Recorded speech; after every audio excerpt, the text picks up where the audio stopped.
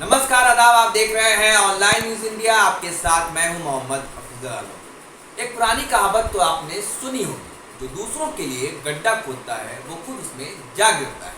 और यही हाल हुआ है भारतीय जनता पार्टी का। जी हाँ, जो उनकी गंदी सियासत है, गंदी राजनीति है, किसी भी तरह से साम दाम दंड भेद, किसी भी तरह से उन्हें सत्ता हथियाना है, सत्ता पर काबिज होना है। ये उनकी जो नापाक साजिश है, जो हरकत है, उनका एक नमूना हुआ है नॉर्थ ईस्ट में, जहां पर बीजेपी को समर्थन कर रहे हैं 9 विधायकों ने इस्तीफा दे दिया है, जिसमें खुद बीजेपी के 3 विधायक थे और वो 3 विधायक कांग्रेस में शामिल हो गए हैं। और अब ये लगभग तय हो गया है कि बीजेपी की सरकार मणिपुर में गिर जाएगी और गिरना लगभग तय है। आपको सबसे पहले समीकरण बता देते हैं। 2017 के विधानसभा में चुनाव में जो 60 विधानसभा वाली मणिपुर की विधानसभा है, उसमें बीजेपी ने 21 सीटें जीती थी, जबकि कांग्रेस ने 28 और 4 एनपीपी यानी नेशनल पीपुल्स पार्टी और 4 एनपीएफ नागा पीपुल्स फ्रंट ने जीती थी, और 1 टीएमसी, 1 निर्दलीय और 1 एलजेपी। तो कुल मिलाकर इस तरीके की समीकरण था, और बीजेपी 21 विधायक वाली पार्टी थी और नंबर 1 पर काबिज हुई थी कांग्रेस पार्टी। तो कायदे से कांग्रेस पार्टी का सरकार बनाना लाजमी था, क्योंकि 30 और 1 30+1 की जो समीकरण था, उसमें कांग्रेस पार्टी को सरकार बनाने के लिए केवल 3 विधायकों की जरूरत थी।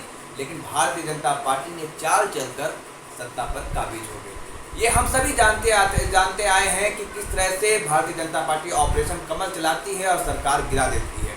लेकिन 2017 में ये हुआ कि भारतीय जनता पार्टी को एनपीएफ और एनपीपी, 1 एलजेपी जो उनके कुछ सहयोगी है कई जगहों पे, और 1 निर्दलीय विधायक और 1 टीएमसी का समर्थन प्राप्त हुआ, और एन बीरेन्द्र सिंह वहाँ के मुख्यमंत्री बने, बीजेपी की सरकार बनी, बीजेपी की गठबंधन सरकार बनी। लेकिन अब ये हुआ है कि एनपीपी के 4 विधायक, जो सभी 4 मंत्री थे, और जिसमें खुद एक डिप्टी सीएम, जिनका नाम है, आपको डिप्टी सीएम का नाम बता दूं कि बाई जयशंकर सिंह ने भी इस्तीफा दे दिया है और पार्टी से समर्थन वापस ले लिया है।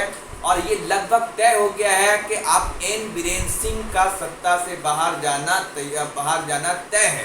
तो ये बातें, जो समीकरण है, जो हमने देखा कि कर्नाटक में किस तरह से सरकार को गिरा दिया गया, जो कांग्रेस पार्टी और जेडीएस की सरकार थी, और वही मध्य प्रदेश में भी हाल में ही किस तरह से कांग्रेस के विधायक 21 विधायकों का इस्तीफा दिलाकर वहां से कांग्रेस पार्टी की सरकार, कमलनाथ की सरकार को गिरा दिया गया।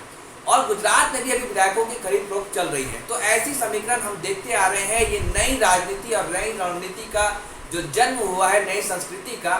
हम लोग जानते थे, देखते थे कि चुनाव होता है, सभी राजनीतिक पार्टी अपने अपने प्रपोजल देती हैं, अपने अपने मुद्दे गिनाती हैं, जनता के सामने रखती हैं, और खूब जोश खरोश के साथ राजनीतिक पार्टियां चुनाव प्रचार में भाग लेती है। लेकिन ये सत्ता को तोड़ कर हथियाना, इस तरीके से की राजनीति ये 6 साल में ही देखने को मिला है। भारत में एक नई संस्कृति का जन्म हुआ है। लेकिन अब उस गड्ढे में, उस राजनीति में, उस गंदी राजनीति में खुद भारतीय जनता पार्टी गिर गई है। आपको बता दें कि अब क्या समीकरण है, आप खुद देखिए कि किस तरह से 3 बीजेपी के जो विधायक थे, उन्होंने इस्तीफा दे दिया है और कांग्रेस का दामन थाम लिया है, और 4 एनपीपी के जो विधायक थे, जो चारों मंत्री थे, उन्होंने भी पार्टी से समर्थन वापस ले लिया है। 1 टीएमसी के विधायक और 1 निर्दलीय विधायक, यानी कुल 9 विधायकों ने भारतीय जनता पार्टी से समर्थन वापस लिया है। अब क्या होता है, कांग्रेस पार्टी अब सरकार बनाने का दावा ठोक रही है, सरकार बनाने का दावा पेश कर रही है और कहा है कि हम सरकार बनाएंगे। आपको अब समीकरण बताते हैं कि अगर चुनाव होता है, फ्लोर टेस्ट होता है, तो क्या होगा। ये जान लीजिए कि फ्लोर टेस्ट होता है तो कांग्रेस के पास जो अभी विधायक है वो है 26, अगर इनका समर्थन मिल जाए तो 26 विधायक, और बीजेपी के पास जो है वो 22 विधायक। तो साफ तौर पर बीजेपी का सत्ता से बाहर होना लाजमी है, और ये लग रहा है कि बीजेपी वहां से सत्ता से बाहर हो जाएगी। और कांग्रेस 26 सीटों पर अभी है। अगर वोटिंग होता है, फ्लोर टेस्ट होता है, 4 एनपीपी के विधायकों का उन्हें समर्थन मिलेगा और 1 टीएमसी, 1 निर्दलीय विधायक। और आपको बता दें कि 1 विधायक, जब भारतीय जनता पार्टी गठबंधन की सरकार बनी मणिपुर में, तो उस जगह पर वहां पे कांग्रेस के 1 विधायक टी श्याम कुमार ने पार्टी से इस्तीफा दे दिया था और कांग्रेस बीजेपी को शामिल कर लिया था, और टी श्याम कुमार को अयोग्य करार दे दिया गया और वो विधायक पद पर नहीं है। 7 विधायक कांग्रेस के और बीजेपी में शामिल हो गए थे इस्तीफा देकर। उन 7 विधायकों पर रोक लगा दिया गया है कि वो 7 विधायक चुनाव में अब हिस्सा नहीं ले सकते, भाग नहीं ले सकते। और 3 विधायक जो बीजेपी के हैं, जो अभी इस्तीफा देकर कांग्रेस में शामिल हुए हैं, वो भी चुनाव में भाग नहीं लेंगे, फ्लोर टेस्ट में नहीं जाएंगे। तो आप मान कर चलिए कि 11 ऐसे विधायक हैं जो फ्लोर टेस्ट में हिस्सा नहीं लेंगे।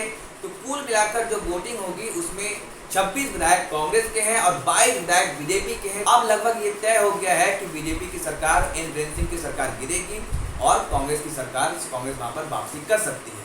कर्नाटक में भी यही देखने को मिला कि किस तरह से ऑपरेशन कमल का चाल चलकर बीजेपी, कांग्रेस के विधायकों को और जेडीएस के विधायकों को खरीद कर कुमार स्वामी की सरकार को गिरा दिया गया। और अभी हमने देखा मध्य प्रदेश में किस तरह से ज्योतिरादित्य सिंधिया ने 22 जो कांग्रेस के एमएलए थे, विधायक थे, उनको कांग्रेस से इस्तीफा दिलाकर बीजेपी में शामिल किया और वहां पर कमलनाथ की सरकार गिर गई। यही हाल गोवा में भी हुआ था। तो हर तरफ बीजेपी ये काम चलती है, उनको किसी चीज से कोई मतलब नहीं कि उसका हमारा संविधान क्या कहता है और हमारी राजनीति क्या कहती है। चुनाव में हम जाते हैं, एक दूसरे पर आरोप प्रत्यारोप लगाते हैं, लेकिन चुनाव के बाद जिस पार्टी को बहुमत मिलता है, जिस पार्टी जो लार्जर पार्टी बनकर आती है, उसके बाद वो सरकार बनाती है। लेकिन भारतीय जनता पार्टी ने एक नई तरह की राजनीति की शुरुआत की, जिससे काफी लोग नाराज भी होते थे और लोग ये भी सवाल भी खड़ा करते थे कि आखिर भारतीय जनता पार्टी बार बार एमएलए खरीदती है। और क्या आपने कभी देखा था कि कांग्रेस किसी विधायक को कहीं बीजेपी की सरकार को गिरा रही है? ये देखने को नहीं मिला था।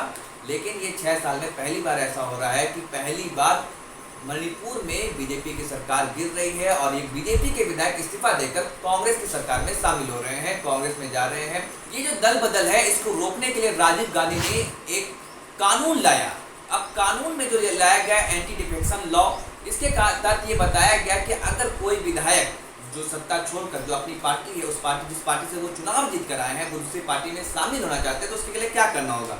आपको मैं सिंपल तरीका बता रहा हूँ कि अगर कोई विधायक दूसरी पार्टी को ज्वाइन करना चाहता है, जिस पार्टी से जीत कर आया, तो जिस पार्टी के सिंबल पर चुनाव लड़कर आया, वो अब उस पार्टी को छोड़कर दूसरी पार्टी में जाना चाहता है, तो वो योग्य करार दिया जाएगा। लेकिन अगर दूसरी पार्टी में जाना है तो उसके लिए तरीका क्या है, ये बता देते हैं। मान लीजिए कि कांग्रेस के 15 विधायक है, 15 विधायक जीत कर आए।